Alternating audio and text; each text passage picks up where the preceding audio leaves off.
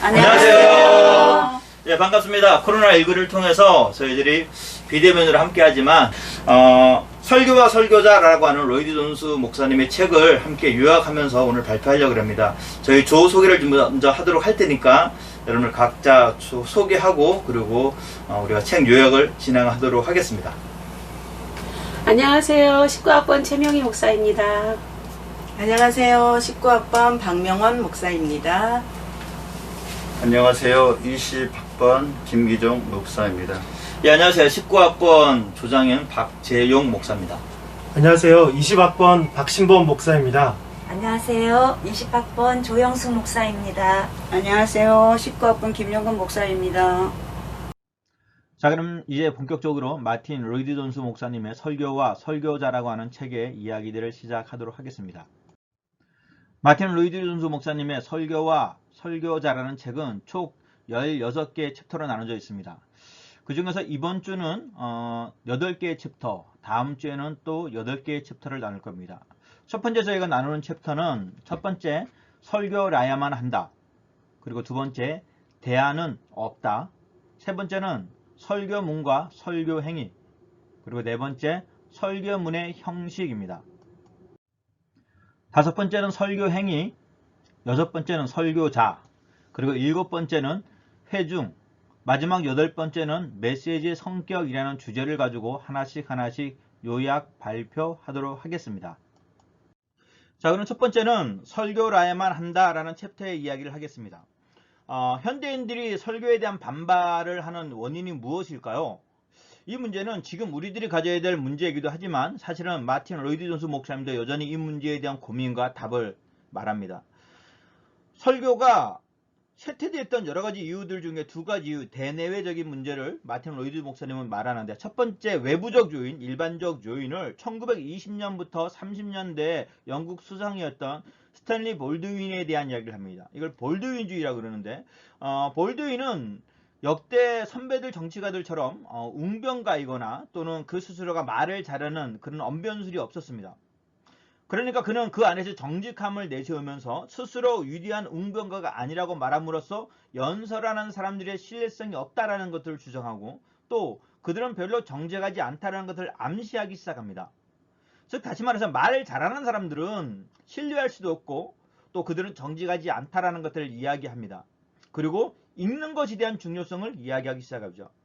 당시에는 스스로 책을 읽는 사람들이 없었기 때문에 사실은 말 잘하는 사람들의 영향력은 굉장히 중요했습니다. 그런데 이 부분들이 어느 순간 교회에도 영향을 끼쳤다는 겁니다. 그래서 내부적인 요인을 보면 교회 안에서 설교가 쇠퇴되는 요인을 세 가지를 말합니다. 첫 번째는 성경의 권위에 대한 믿음이 사라졌다는 겁니다. 성경 말씀이 권위가 무너진다면 여러분, 우리가 강단에서 설교를 하는 걸 어떻게 성도들이 아멘으로 받아들일 수 있겠어요? 그 권위가 사라졌다는 얘기는 결국은 진리에 대한 신뢰성도 약화되었다는 겁니다. 그들은 설교자가 말 그래도 웅변가나 또는 말 잘하는 대담꾼과 같이 여기기 시작했다는 거죠. 우리는 말을 하는 사람들이 아니라 사실은 말을 하게 하시는 성령 하나님의 진리를 선포하는 자들이죠. 두 번째는 위대한 강단꾼들이 나타난 겁니다. 제가 처음에 이제 목회를 하기 시작할 때 어떤 교회에서 세미나를 들었을 때요, 그곳에서 개척을 할 때 아직까지도 남는 게 있는데, 그게 뭐냐면 목사님들이 되십시오, 목사가 되지 마십시오라는 이야기입니다. 그러니까 먹고 살기 위해서 일하지 말고 목회하라는 얘기입니다. 그런데 마틴 로이드 존스 목사님도 비슷한 얘기인 것 같습니다. 그러니까 강단꾼들, 말씀을 선포하는 자들이 아니라요, 이 말씀을 꾸미는, 그래서 형식과 웅변과 수사의 문제의 중요성을 대두시키기 시작합니다. 그래서 설교를 오락의 한 형태로 전락해버리는 거죠. 세 번째는 설교문이 진정 무엇인지에 대한 잘못된 개념들이 형성되어졌다는 겁니다. 이 이야기는 결국 설교문을 작성하는 사람들이 이것이 말씀을 선포하는 메시지이기보다는 이것을 통하여 문학적 부분들, 쉽게 말해서 인쇄와 출판물의 발전으로 인해서 메시지의 진실성은 사라지고 어떻게 하면 이걸 문학적으로 잘 표현할까라는 부분들에 관심을 갖기 시작합니다. 그러니 어느 순간 설교는 설교문의 진정성의 결여로 인해서 약화되기 시작했다는 겁니다.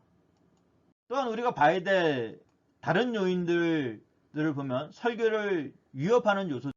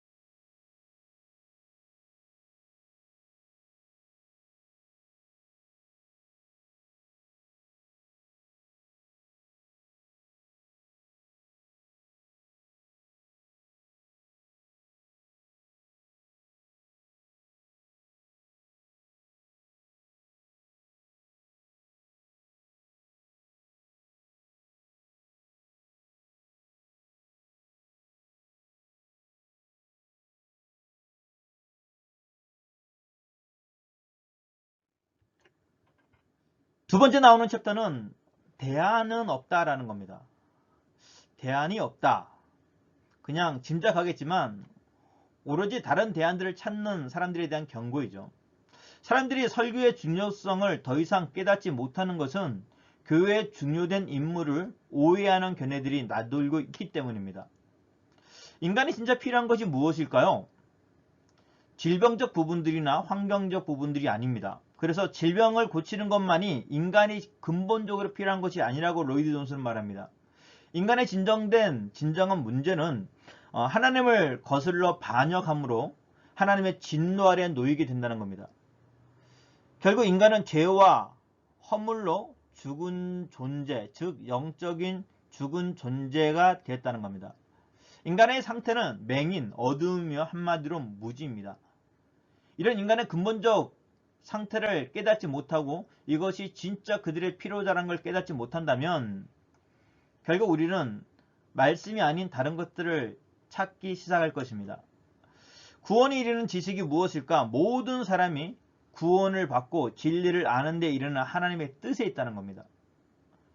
이를 알려주는 일이 교회와 설교자의 고유한 임무이고 설교자는 이 고유한 역할을 감당하며 임무를 수행하기 위해서 교회가 따로 구별되어 세워진 사람입니다.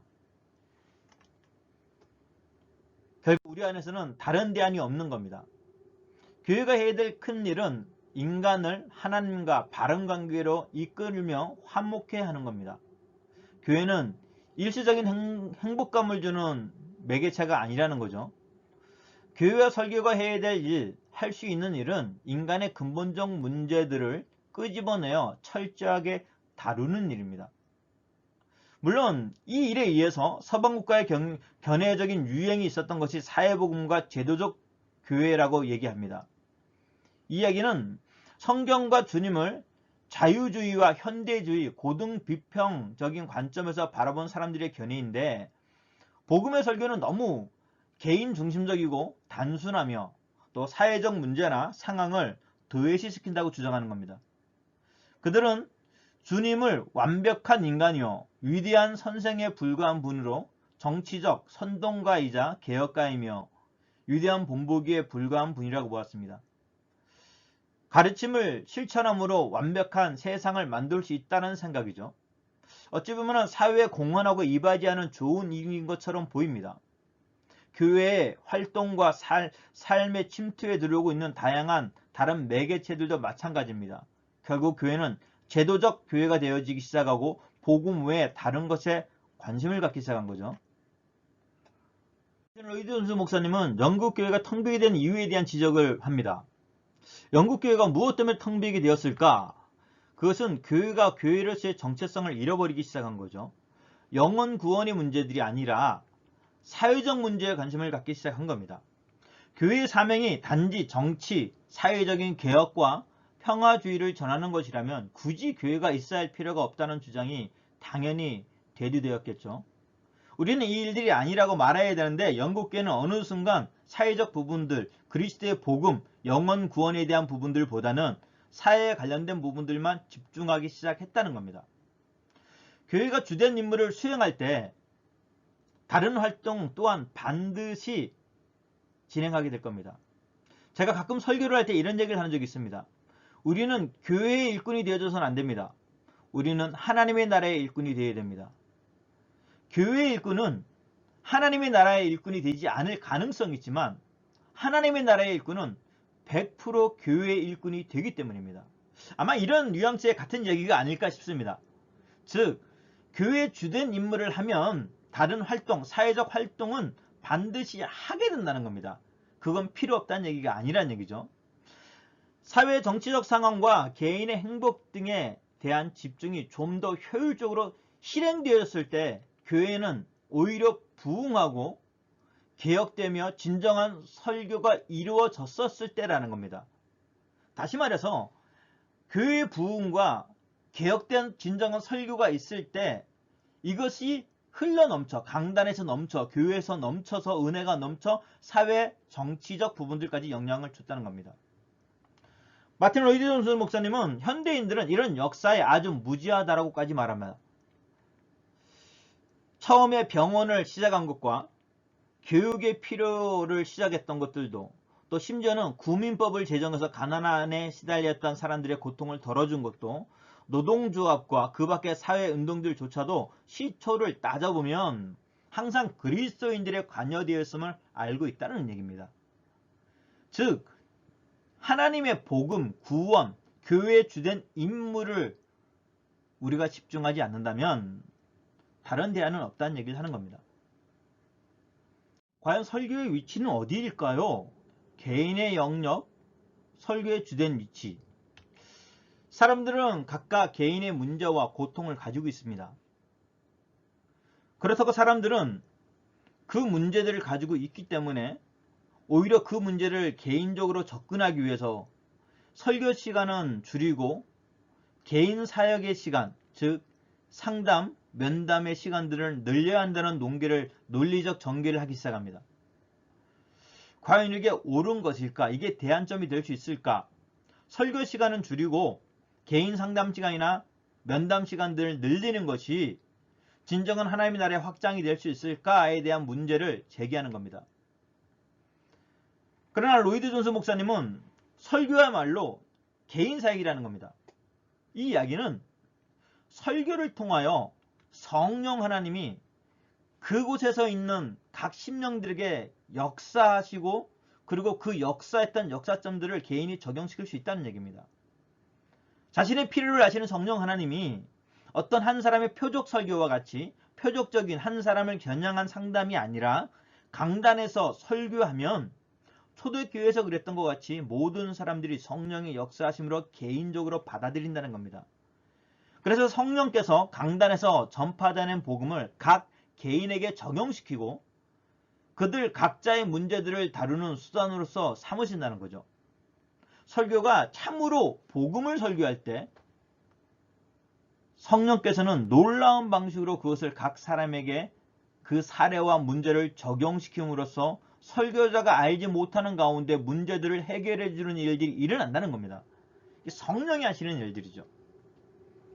어쩌면 사도 바울도 설교를 할 때, 초대교회 많은 설교자들이 설교를 할 때도 어떤 한 사람의 문제를 집중하는, 겨냥하는 설교가 아니라 하나님의 나라를 위한 선포였습니다.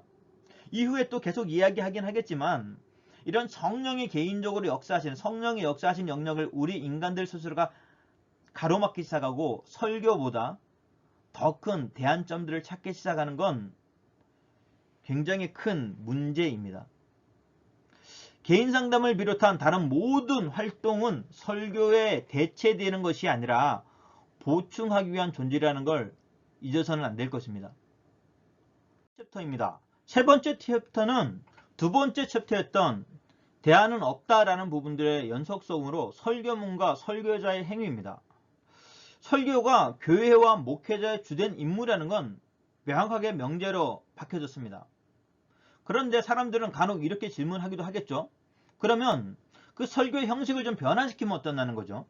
설교 대신에 그룹 포유나 또는 대화, 의견 교환이 더 좋지 않냐는 겁니다. 그러나 로이드 존스 목사님은 공개 토론이라는 것들은 오락을 제공하기엔 좋을지 몰라도 기독교의 신앙을 심어주는데 그리 효과적이거나 유익한 방법이 못 된다는 겁니다. 왜냐하면 결국 이 오락성이 가미될 때 하나님의 권위와 기독교의 뿌리 깊은 영성은 가벼워질 수밖에 없기 때문입니다. 하나님은 절대 토론의 대상이 될 수 없습니다. 하나님은 인격과 신분으로 볼 때 결코 토론이나 논쟁의 대상이 될 수 없기 때문입니다. 히브리서가 일깨워주는 바와 같이 우리는 언제나 경건과 두려움으로 하나님 가운데 나가야 됩니다. 우리 하나님은 절대 복음을 오락거리로 취급할 수 없게 우리에게 주셨습니다. 오락은 함께하는 자의 시선에 맞추지만 복음은 선포되어지는 말씀이기 때문입니다. 우리가 하나님 가운데 해야 될 가장 큰 일들, 여러 가지 부분들 중에서 또 알아야 될 일들은 우리의 복음을 받아들이는 대상자들과 그리고 그들의 영적 상태입니다. 육에 속한 사람들, 우리는 이제 비그리스도인들은 영적으로 무지하기 때문에 어떤 의미에서 조금 전에 말했던 그런 논쟁들, 토론들, 대화를 나눌 대상자가 사실은 되지 못하다는 겁니다. 육에 속한 사람은 무엇보다 필요한 것이 겸손입니다. 육에 속한 사람들의 궁극적 문제는 자부심이기 때문입니다. 자신이 가지고 있는 모든 것을 할 수 있다는 겁니다. 여호와 하나님의 절대적 주권이 그의 삶 가운데 나타나지 않습니다. 기독교 신앙을 받아들이지 않는 사람에게 가장 먼저 해줘야 될 일들은 그를 겸손하게 해야 된다는 겁니다. 사도 바울은 그 방법을 가지고 이야기하며 이렇게 얘기합니다. 너희가 알지 못하고 위하는 그것을 내가 너희에게 알게 하리라. 어떤 학식 또는 어떤 재력, 어떤 위치에 있던 그들은 절대 알지 못한 하나님의 권위를 사도 바울은 선포했다는 겁니다. 무엇보다 선포라는 것을 가장 중요시 여겼다는 겁니다. 선포를 통해 어느 정도의 정보가 전달되기 전까지는 유익한 의견 교환이 이루어질 수 없다는 얘기입니다. 강단은 설득과 이해가 있는 것이 아니라 여호와 말씀의 선포가 있는 거룩한 공간이기 때문입니다. 설교자들의 가장 큰 두려움은 과연 설교만 한다면 성도들이 모일까 라는 문제입니다. 그러나 마틴 로이드 존스 목사님은 설교만으로도 충분하다는 겁니다. 참된 설교는 반드시 사람들을 모이게 합니다. 왜냐 설교의 메시지는 메시지로서의 능력 이상의 성령의 개입함이 있기 때문입니다. 이를 믿지 못한다는 것은 결국 성령과 그분의 역사를 거의 배제한다는 것이죠. 만약 그럼에도 불구하고 성도들이 모이지 않는다면 그 책임은 프로그램에 있는 것이 아니라 강단에 있습니다. 설교자에게 있다는 얘기죠. 불완전한 설교관을 가지고 불완전한 설교를 하는 겁니다. 사람들이 예배 장소에 오지 않는 주된 책임은 강단에 있다는 분명한 자각을 해야 됩니다. 물론 다른 요인이 다른 책임이 있다라고 전가하는 경향들이 있긴 하겠지만 그래도 우리는 절대 이 부분들을 잊어서는 안 됩니다. 설교의 의미는 설교를 하기 위한 기술이나 방법론의 의사소통 문제들을 먼저 생각하여 달려들어서는 안 됩니다. 먼저 우리가 알아야 될 건 강단에서 무엇을 하느냐는 겁니다. 이 문제는 설교자의 아이덴티티, 정체성에도 있습니다. 마틴 로이드 목사님은 이 설교자들을 그리스도의 사신이라 말합니다. 설교자는 하나님이 인간에게 주시는 메시지를 전달하기 위해서 강단에 서는 것입니다. 내 이야기, 개인적 이야기나 개인적 신념이나 정치적 어떤 이야기를 하고 싶은 일이 아니라 하나님의 말씀을 전달하는 사신의 모습이라는 거죠. 설교자가 강단에서 다루는 대상은 전인입니다. 전인격적인 개체라는 얘기죠. 삶의 중심을 자리 잡고 있는 인격 전체에 영향을 주기 위한 설교를 해야 합니다. 설교는 언제나 설교자와 청중의 상호작용이 되어야 합니다. 그 사이에는 무언가 역동적이고 생생한 일이 일어나야 된다는 얘기죠. 우리는 설교의 두 가지 요소를 잊으면 안 됩니다. 첫 번째는 설교에는 설교문 내지는 메시지, 즉 전달하는 내용이 있고 설교라고 불리는 설교 행위, 즉 전달하는 행위가 있습니다. 설교의 소명은 내가 받은 것을 먼저 너희에게 전한다 라고 하는 바울의 고백과 같이 설교자는 받은 것을 전해야 합니다. 다른 말로 바울은 그러기에 우리는 사신이라는 거죠. 받지 못한 것들, 주시지 않은 것들을 인위적으로 만들어서 강단에 설 수 없음을 말하는 겁니다.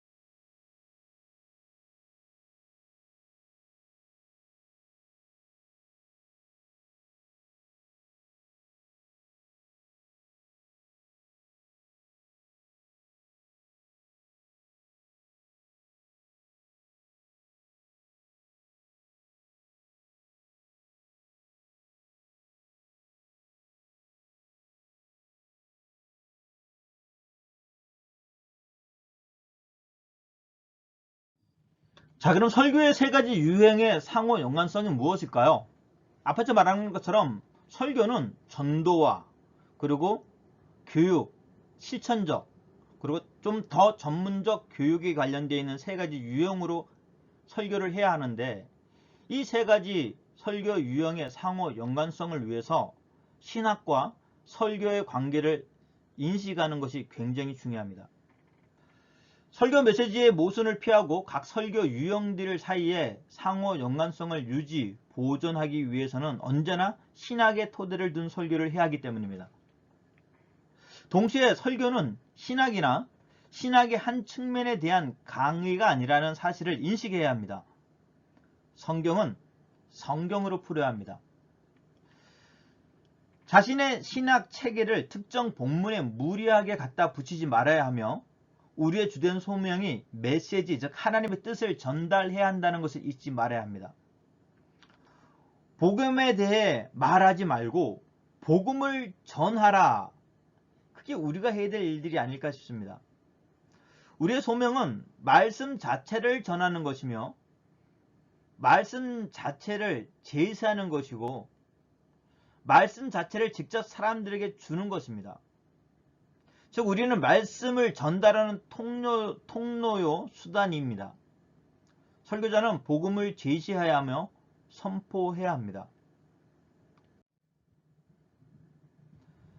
설교자가 해야 할 일들, 복음을 학문적으로 제시하는 것은 아니라는 겁니다. 복음 자체를 설교하고 전달하며 우리 말을 듣고 있는 각 개인에게 전달해 주는 겁니다. 그래서 우리는 총체적 복음을 제시해야 합니다. 개인적 측면이 포함되어 있으며 사회적 측면과 우주적 측면도 있습니다. 우리는 모든 측면을 포괄하는 복음의 광대한 범위와 영역을 제시해 주어야 합니다.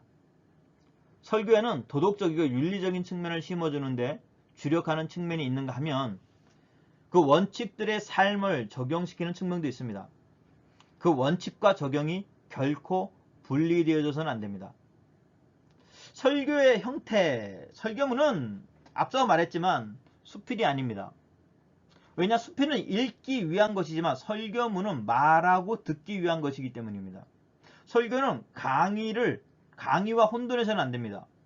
강의는 주제에서 출발하여 그 특정 주제에 대한 지식과 정보를 제공하지만 설교문은 주제에서 출발하지 않고 언제나 강해로 작성되어야 하기 때문입니다.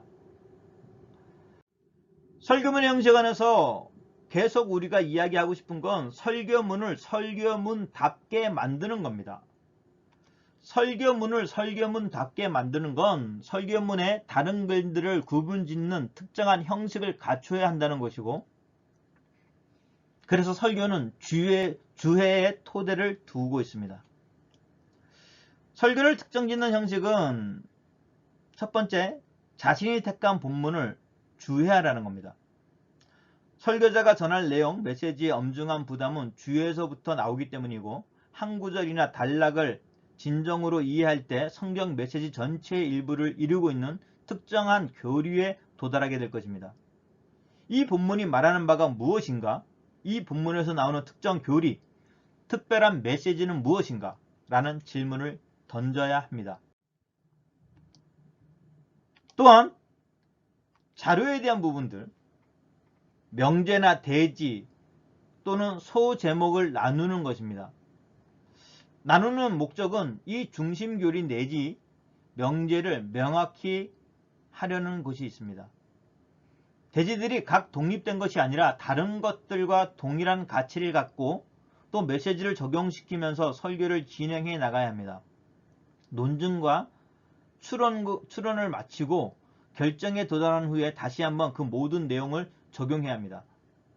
권면 형태로 일련의 질문으로 간결하고 힘찬 몇 개의 문장으로 권면할 수 있습니다. 항상 이런 적용 내지는 권면의 어조가 설교를 마무리하는 것은 굉장히 중요합니다.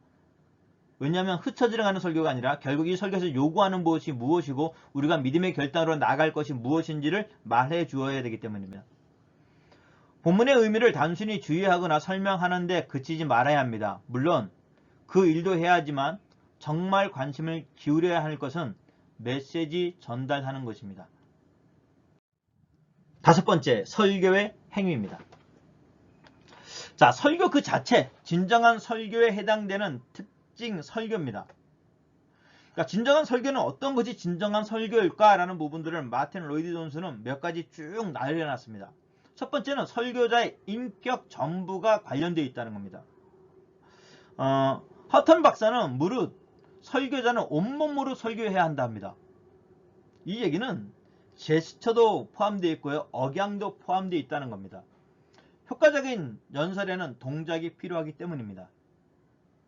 두 번째 요소는 권위와 통제력을 가지고 회중과 예배 순서를 관장하는 의식이 있어야 한다는 겁니다. 그는 어떤 것들을 선포하기 위해서 그 자리에 서 있는 사람들로 유인받았으며 권위 있는 사람이다 라는 겁니다. 우리는 단순히 앞에 서 있는 사회자의 개념이 아니라 하나님이 주시는 위엄과 권위가 있다는 겁니다. 세 번째는 자유입니다. 성령이 순간순간 주시는 영감에 마음을 열어놓고 있어야 한다는 의미입니다. 설교자도 설교하는 중에 회중에게 무언가를 얻어 또 그로 인하여서 도전받기 때문입니다. 회중 사이에는 성령으로 충만한 영적인 사람들이 섞여 있기 때문에 전하는 자나 듣는 자나 모두가 다 서로에게 영향을 끼칠 수 있기 때문에 나는 전한다는 이유 안에서 그의 권위하에 놓여 있는 것이 아니라 언제라도 청중으로 하여금 도전받을 수 있는 그런 자유로움이 있어야 됩니다. 네 번째는 주고받는 요소입니다. 설교자도 설교하는 중에 회중에게 무언가를 얻어야 하는 바가 있습니다. 참된 설교는 언제나 주고받는 요소, 수필과 강해와 전혀 다른 이유가 여기에 있습니다. 다음으로 나오는 부분들은 다섯 번째, 생동감이 넘치는 진지함입니다. 설교자가 세상에서 가장 진지한 문제를 다루고 있다는 인상을 줄 필요가 있습니다. 이것은 오락과 전혀 다르다는 문제이죠. 그러나 절대 따분하거나 지루해서는 또한 안 됩니다. 무거운 사람이 되어줘서는 안 된다는 얘기죠. 성경 주제는 세상에서 가장 재미있고 흥분되며 흥미진진한 주제이기 때문입니다. 여섯 번째는 열심과 관심입니다. 열심이 있어야 한다는 것은 설교자가 언제나 자신의 말을 하는 행동에 사로잡혀 있다는 인상을 주어야 한다는 뜻이고, 그는 자기 자신이 말씀 앞에서 깊이 감동하고 흥분되기 때문에 그 말씀은 모든 사람들에게 나누어 주고 싶어 한다라는 부분들을 전해줘야 됩니다. 사실 하나님을 만났던 뜨거움은 이 열정을 자연스럽게 나타나게 합니다. 일곱 번째는 뜨거움입니다. 설교자는 결코 의사처럼 냉정한 태도를 가져서는 안 됩니다. 자신이 말하는 바 진정으로 믿는다는 것이 당연히 거기에 감동을 받아야 합니다. 그러니까 내가 무엇 때문에 나의 삶이 이렇게 올인되었는지, 우리가 무엇으로 이런 도전을 주고 있고, 우리가 무엇으로 먹을 거, 입을 거, 마실 걸 염려하지 않는지에 대한 삶의 뜨거움들이 있어야 됩니다. 여덟 번째는 긴박감입니다. 복음의 메시지는 결코 미룰 수가 없습니다. 생의 한가운데서 우리는 죽음과 마주하고 있습니다. 이 긴박감이 없는 설교자는 자신이 하나님과 사람 사이에 서 있으며 시간과 영원 사이에서 말하고 있다는 의식이 없는 설교자는 강단에 설 자격이 없다 말합니다. 무서운 얘기죠. 아홉 번째는 설득력과 파토스 요소입니다. 설교에는 언제든지 설득력이 있어야 합니다. 살아있는 영혼들과 마주하여 그들을 감동시키며 그들을 끌어내고 진리로 나아가길 원하기 때문입니다. 성경의 주제는 세상에서 가장 재미있고 흥분되며 흥미진진한 주제입니다. 마지막의 요소는 능력입니다. 능력이 없는 설교는 설교가 아니죠. 참된 설교는 결국 하나님의 행하심으로 이뤄나갑니다. 설교란 무엇입니까? 설교는 불붙는 논리와 마음을 움직이는 이성입니다. 설교는 불붙은 인간에게서 나오는 신학이고, 설교의 주된 목적은 사람에게 하나님과 그분의 임재를 느끼게 해주는 겁니다. 여섯 번째, 설교자에 대한 이야기입니다. 누가 설교해야 될까요? 이 문제는 사실 참 여러 문제들이 있습니다. 제가 부격자 생활을 할 때도 막 집사님이 설교할 때도 있었고요. 갑자기 막 이렇게 부장집사가 설교할 걸 본 적도 있습니다. 마틴 로이드 존스 목사님은 모든 그리스도인들이 이 일을 해야 하는 것은 분명히 아니라고 밝힙니다. 설교는 부르심을 받은 사람이 하는 일일 뿐만 아니라 모든 시간을 바쳐서 해야 할 일입니다. 전력해야 된다는 얘기죠. 알바의 개념으로 하는 일이 아닙니다. 설교자는 소명이라는 개념이 인식되어야 됩니다. 설교자는 스스로가 설교를 해야겠다고 결심하는 그리스도인이 아닙니다. 그러니까 자기 의지적 결단이 먼저 나타나는 것이 아니란 얘기죠. 설교는 소명이 있어야 할 수 있는 일입니다. 이 일은 우리의 의도와 상관이 없이 일어납니다. 하나님이 직접 우리를 다루시며 그의 성령으로 역사하시기 때문입니다. 소명에 따른 압도감과 압박감이 있습니다. 이것은 사람을 강단에 세우는 세 번째 요소입니다. 실제로 위대한 설교자일수록 대개는 설교하기를 더욱 더 주저합니다. 그들은 두려움 앞에 움츠러들기 때문입니다. 소명은 내가 하고 싶은 일이 아니라 하나님의 강권적 역사하심으로, 그래서 그 강권적 하나님의 역사하심이 침묵되어지거나 그 역사하심이 나타나지 않으면 두렵기 마련입니다. 우리는 소설을 쓰는 작가이거나 우리는 웅변가가 아니기 때문입니다. 설교자로 부르심을 받았다고 말하는 사람들을 살펴봐야 될 것들이 있습니다. 첫 번째는 성령 충만은 가장 첫 번째 나타나야 될 자격이죠. 설교자는 보통 수준 이상의 영성이 있는 사람이어야 하며 진리를 확고히 알고 이해하는 단계에 이르는 사람이어야 하고 그 진리를 다른 사람에게 전달할 수 있다라고 느끼는 사람이어야 합니다. 그 다음은 인격이라고 부르는 부분들입니다. 성령 충만이 곧 인격은 아니지만 인격이 높다는 것은 그가 경건한 삶을 산다는 뜻입니다. 설교는 우리가 설명한 것과 같은 방식으로 하나님의 메시지를 전달하는 것이며 특정 본문의 정확한 의미, 조직신학적 관계를 살피는 것이기에 일정 정도의 지력과 능력을 갖추고 있어야 합니다. 기본적으로 설교자가 말하는 사람이기 때문에 설교자는 언변이 없는 사람은 설사 다른 재능이 있다 하더라도 설교자가 되어서는 안 됩니다. 이거 굉장히 좀 파격적이었습니다. 기본적인 설교자는 말하는 사람이기에 언변이 없는 사람은 설사 다른 재능이 있어도 설교자가 되어서는 안 된다. 좀 생각해 봐야 될 영역입니다. 뭐 부정적 생각은 아니고요. 우리가 좀 이렇게 하나님의 말씀을 잘 전하기 위해서 굉장히 많은 노력이 필요하겠구나 라는 생각입니다. 자, 그럼 설교자가 되는 본격적 과정은 무엇이 있을까요? 하나님께서 본인과 교회 소리 양쪽을 통해서 역사하십니다.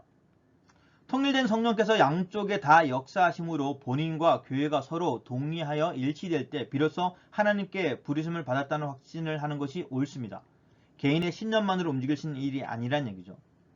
설교자는 훈련이 필요합니다. 그것도 지적 훈련은 꼭 필요한 영역입니다. 세 가지 성경의 연구가 필요한데 성경적 연구와 신학적 연구와 교회사적 연구입니다. 성경의 연구는 특별한 훈련이 중요한 것은 성경과 성경 메시지에 대한 지식입니다. 지식이 없이는 하나님의 뜻을 알 수 없기 때문이고 신학적 연구는 성경만 아는 것으로는 불충분하기 때문입니다.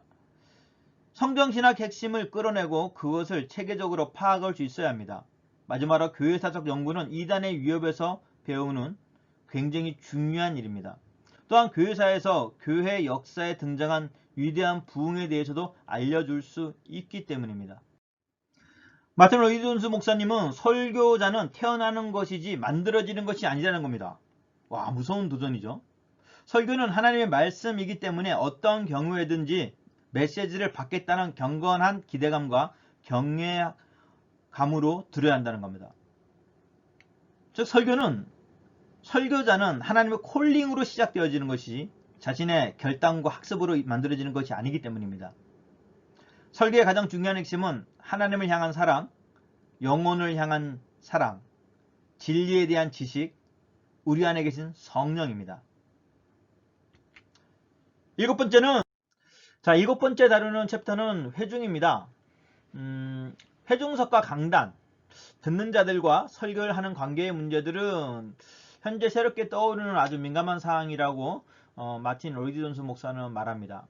사실 이 문제들은 청중에 대한 이야기들을 우리가 어떻게 볼 때 어떤 식으로 할 것인가의 문제입니다. 요즘 강단을 없애는 교회들이 좀 많죠. 요즘 여러가지 형태들이 없애는 게 많습니다. 그런데 이게 없애는 이유가 좀 다른 것 같아요. 여러가지 이유들이 좀 있는 것 같아요. 강단을 우상시 여겨서 없애는 분들도 있고 또는 심지어 강단을 없애고 기능적으로 그것의 어떤 문화적 활동을 하기 위해서 없애는 경우도 있고 그게 무엇이든 간에 중요한 건 청중의 입장에서 그런 행동들을 하고 있다는 겁니다. 요즘 회중의 시각들, 성도들의 시각입니다. 불트만은 복음을 비신화해야 한다는 주제의 기본적 논거는 과학적인 배경과 시각을 가진 현대인들이 도저히 수용할 수 없는 지적인, 기적적인 요소들을 붙들고 있는 한 그 현대인들이 복음을 믿기를 기대할 수는 없다라고 말합니다. 다시 말해서 현대인들이 우리가 전하는 이 복음의 메시지를 어떻게 수용할 거냐는 건 굉장히 큰 관건이라는 거죠. 현대인들에게는 이런 자신들이 가지고 있는 어떤 고유적인 지적 요소가 있다라고 생각합니다. 그러다 보니까 이 회중들에 대한 생각들이 변함으로 인해서 예배의 형태들이 변하죠. 현대 사람들에게 영화나 슬라이드를 보여주고, 요즘은 이제 빔 프로젝트를 보여주겠지만, 또는 영화 배우의 이야기들, 가수들의 노래, 짧은 강연 또는 간증들을 들려주면서 복음을 그저 한마디만 끼워 넣는 식으로 만드는 겁니다. 마틴 로이드 목사님은 이것을 분위기 조성 접근법이라 그럽니다. 원천적 복음을 전하는 게 아니라 결국은 청중들이, 회중들이 우리의 언어를 받아들이지 않는다는 거죠. 뒤에서도 말하겠지만 결국 이것은 어떤 수준이 있는 사람이든 간에 수준이 없는 사람이든 간에 성령의 영향을 받으면 자신에게 필요한 내용과 유익한 내용을 끌어낼 수 있다는 성령의 영향력을 우리가 무시하고 이런 행동들을 하고 있는 것이 아닌가 싶습니다. 많은 사람들의 회중들이 여러 가지 과학적인 부분들에 안에서 자신들이 지성을 말하던 말하지 않던 간에 그들이 말하는 여러 가지 요인들이 있죠. 특별히 이제 의사소통의 문제들입니다. 우리가 쓰는 언어가 너무 복잡하다는 거죠. 이 얘기를 들으면 이렇게 생각합니다. 의사들이 쓰는 전문 언어들 있죠. 또는 법조인들이 쓰는 전문 용어가 우리들에게 어렵다 그래서 그들이 안 쓰나요? 그렇지 않습니다. 그래서 마틴 로이드 존슨 목사님은 알아듣지 못하는 언어, 그들이 우리의 언어를 알아듣지 못한다라고 하는 부분들에 대해서 이렇게 논거합니다. 그러나 어느 시대 사람이든 사실 성경의 언어를 낯설게 느꼈다는 겁니다. 칭의, 성화, 영화 같은 용어는 복음에만 나오는 독특하고 특별한 용어입니다.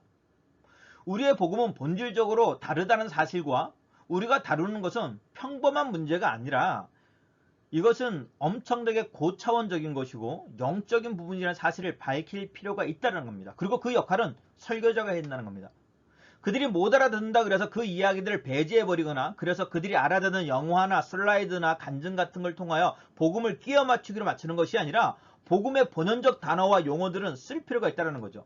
성화를 모른다, 칭의를 모른다는 건 사실상 문제가 있는 부분들입니다. 우리의 메시지의 중심 주제는 회중들이 알고 있어야 됩니다. 우리가 다룬 주제는 그들의 감정을 끌어내거나 그들에게 평안을 주거나 앞장에서 계속 말하고 있는 어떤 건강적 문제나 심리적 문제를 다루는 것이 아니라 우리의 중심은 그들에게 하나님과 하나님에 대한 지식 그리고 하나님과 우리의 관계입니다. 그러므로 우리는 모든 것이 하나님 아래 두어야 있어야 하며 경건함과 두려움을 다루어야 됩니다. 이 일을 하는 주체, 책임을 지고 통제하는 주체는 오직 하나님이 하시는 일입니다. 성령과 그의 능력을 잊고 있다는 것, 이것은 현대적인 시각에서 진정한 문제입니다. 복음은 온 세상 모든 인류를 위한 것이고 그 인류는 하나입니다. 초대교회 복음이 전했을 때도 성령의 역사하심으로 말미암아 각자 자신의 언어들로 하나님이 그들에게 감동을 주신 걸 우리는 잊어서는 안 될 것입니다. 여덟 번째는 그럼 우리의 메시지의 성격입니다. 회중석과 강단의 관계, 청중과 설교자의 관계는 굉장히 중요한 문제죠. 계속 다뤘지만 그러면 이제 청중의 상황입니다. 청중이 설교자를 통제하는 것이 아니라 사실 설교자가 청중의 상태와 입장을 잘 평가하는 것입니다. 이 얘기는 뭐냐면 청중의 상태를 안다면 우리는 그것에 대해서 복음과 메시지를 잘 조리할 수 있게 될 것입니다. 저는 요리를 하는 사람은 아니지만 간혹 아내가 아프거나 아이가 아프면 고든 밥을 주거나 딱딱한 밥을 주지 않습니다. 죽을 주거나 미음을 주거나 죽을 사주죠. 그건 그의 상태 때문입니다. 그래서 마틴 로이드 존슨 목사님은 메시지의 성격에서 우리가 알아야 될 것 중에 하나는 바로 평가라는 겁니다. 이 평가라는 단어가 사실 조금 이게 좀 딱딱하게 들릴지 모르지만 어쨌든 이 책 안에서는 평가라는 단어를 쓰고 있습니다. 이 얘기는 뭐냐면 어떠한 영역에서 교사가 가장 먼저 해야 될 일들은 청중이나 제자들, 학생들의 능력을 평가하는 겁니다. 젊은 설교자들 중에 청중이 있는 그대로 받아들이기보다는 자신이 원하는 수준으로 보고 설교하는 잘못을 흔히 저지른다 그럽니다. 아이들에게는 단단한 음식이 어울리지 않고 젖을 주는 게 맞는 얘기죠. 바울과 히브리서 저자도 그에 대한 이야기들을 합니다. 내 성도들, 청중들이 아직까지 밥이 아닌 죽을 먹을 수밖에 없는 그런 성도라면 우리는 죽을 준비해야 되겠죠. 그러려면 우리가 해야 될 일들은 정확한 평가입니다. 저는 이것을 진단과 처방이라고 좀 정의를 했습니다. 회중을 평가받는다는 것, 회중을 평가한다는 것, 이건 설교자의 의무이자 본분입니다. 회중 입장에서는 기분 나쁠 수도 있죠. 우리를 왜 평가하나 라고 하지만 그게 사실 평가라는 단어보다는 제가 보기엔 이제 진단과 처방인 것 같아요. 우리는 충실히 그리고 정확한 평가를 내리도록 주의해야 합니다. 이 문제에서 강단이 주로 부딪히게 되는 위험은 현재 교회에 다니면서 스스로 그리스도인이라고 생각할 뿐만 아니라 그렇게 주장하는 사람들을 전부 우리가 그리스도인으로 가정해버린다는 겁니다. 이 얘기는 어쩌면 설교를 전하는 자의 잘못된 오류일 수도 있고요. 또는 성도들, 청중들 스스로가 내리는 잘못된 판단일 수도 있습니다. 이 판단이 가지고 오는 위험이 있습니다. 그리스도인이죠. 그리스도인이라고 할 수 있죠. 그러나 우리가 만약 그가 진짜 하나님을 영접한 인격적으로 하나님과 거듭난 자라고 여긴다면 우리 설교자들은 무슨 예배를 드리든지 설교자가 그리스도인들, 신자들에게 맞춰 설교하게 됩니다. 제가 사실 이 부분들에서 참 많은 도전을 받고 저의 설교를 좀 다시 한번 좀 재점검해야 되겠다라고 느꼈던 부분들입니다.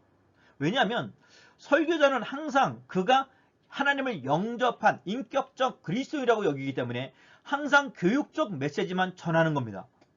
저희 교회 젊은 친구들이 많다니까 제가 항상 그러고 있거든요. 그러다 보니까 전도적 요소나 관심은 거의 전혀 무시되고 있다는 거죠. 교인들은 정기적으로 예배를 참여한다고 해서 전부 그리스도인이라고 가장한다는 건 굉장히 치명적 잘못 중 하나라고 말합니다. 그러면서 마틴 로이존스 목사님은 어느 여인에 대한 이야기를 합니다. 이 여인은 30년 동안 교회를 다녔던 여인인데 목사님이 부인하자마자 1년 동안의 설교를 듣다가 그 여인은 이런 고백을 하고 교회를 떠납니다. 새로 오신 그 목사님은 우리를 죄인 취급하면서 설교한다니까요. 듣기가 껄끄러운 거죠. 그리고 교회를 떠났답니다. 이게 얼마나 안타까운 얘기일까요? 30년 동안 교회를 다녔지만 막상 진리가 직접적이고 인격적 방법으로 다가오자마자 적대감이 드는 건 이건 아직 우리가 그리스도인이 아니었다는 거죠. 그가 좋아하는 설교는 성경에 일반적으로 해석해주는 설교, 신자들을 대상으로 한 설교였습니다. 그는 말씀의 능력을 맛본 적이 없는 거죠. 순전히 지적인 가르침만 받았을 뿐입니다. 사실은 이 부분에 제가 참 많은 회개를 했습니다. 저희 교회 아이들, 청년들도 지적인 부분들만 자꾸 제가 충족시켜줬지 그 아이가 그리스도의 복음을 가지고 인격적으로 회복하고 하나님을 진정으로 만났을까에 대한 부분들은 제가 배제해버리고 저도 그를 그리스도인으로, 그들도 그가 그리스도로 여겨서 계속 교육적 설교만 했던 것 같습니다. 마틴 로이존스 목사님은 그래서 이 메시지의 성격에서 설교에서 전도 메시지, 전도 설교에 대한 이야기들에 대한 강점을 말합니다.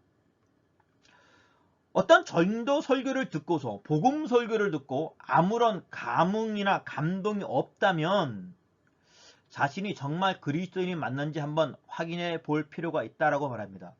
그리고 참신자란 두 가지의 반응이 나올 수밖에 없습니다. 사실 제가 봐도 이런 반응들이 있더라고요. 첫 번째 반응은 자신의 마음에 무서운 병이 들었다는 생각 가운데서 내가 진짜 그리스도인이 맞았을까라고 생각하는 느낌에 사로잡히는 겁니다. 내가 잘못된 죄의 올무에 부딪혀서 나는 여전히 진짜 거듭난 그리스도인이었을까라고 하는 그런 어떤 자신의 자괴감은 아니고요. 이 죄의 드러남으로 말미암아 나타나는 두려움의 느낌에 사로잡히는 거죠. 그러나 또 한 번의 느낌은 이 느낌으로 끝나버리는 것이 아니라 진짜 복음을 듣게 되면 자신을 구원해줄 영광스러운 복음의 치료책 앞에서, 말씀 앞에서 기뻐할 수밖에 없다는 겁니다. 여러분들의 성도님, 그리고 저희 교회 성도, 이 두 가지를 좀 체크해서 저희가 다시 한번 우리 성도들은 전부 다 그리스도인이 맞을까라고 좀 점검한다면 제 설교 방식도 좀 많이 변할 것 같습니다. 그래서 메시지 성경 안에서는 예배에 참석하는 모든 사람이 복음의 능력에 사로잡힐 필요가 있다라고 주장하는 바입니다. 이 얘기는 복음 설교가 필요하다는 얘기입니다.